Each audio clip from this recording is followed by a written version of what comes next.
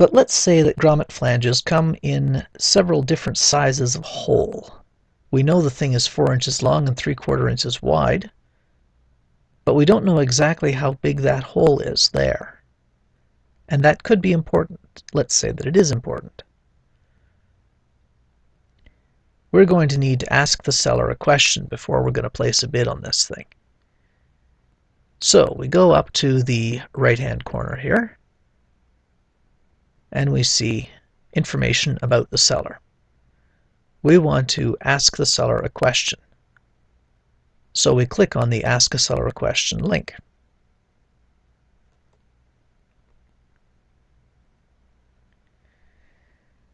And we're taken to a form where we can enter the question. That's who it's to, who it's from, what the item is that the question is about. Now, this drop-down menu is the general subject of the question.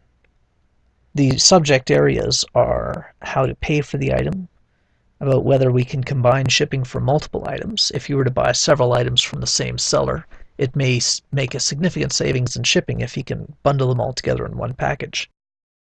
Other questions about shipping for the item, and general questions about this item. That's what we want. We enter the actual question here.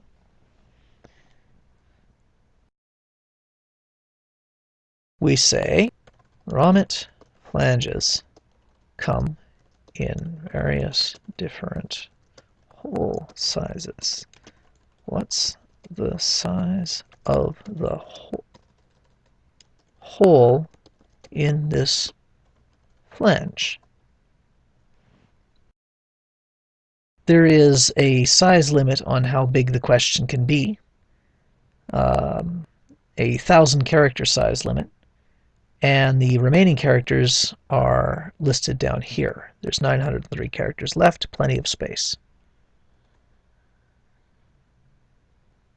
This message will be sent both to the My Messages inbox in the seller's My eBay page, and also to his email address.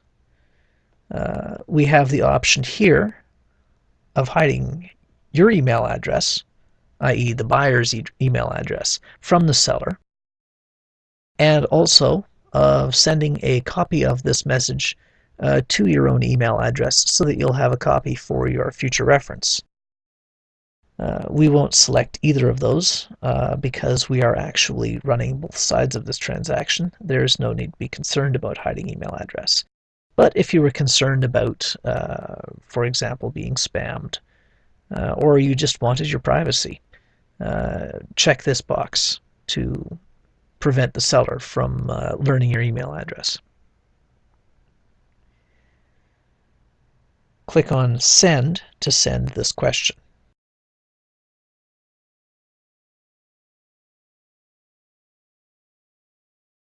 The question has been sent. Now, while we're waiting for that response to come back, we may want to go back to the item description.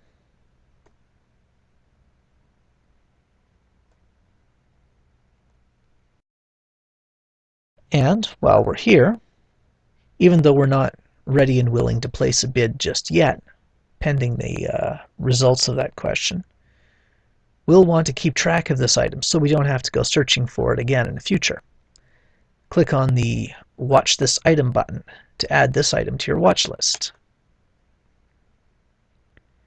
You're now watching this item in your My eBay page. If we go over to My eBay, and then we go down to Buying, we see that there is now an item in the Watching section.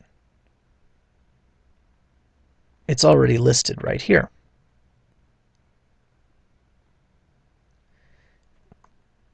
If we click on Watching, we see a list of all of the items that we're watching. No one has bid on it yet. And if we scroll to the side, we see that there are 2 days and 20 hours and 37 minutes remaining. We can view the seller's other items while we're at this. We can set eBay to give us instant messenger alerts when people bid on this item, for example, or when it's about to end.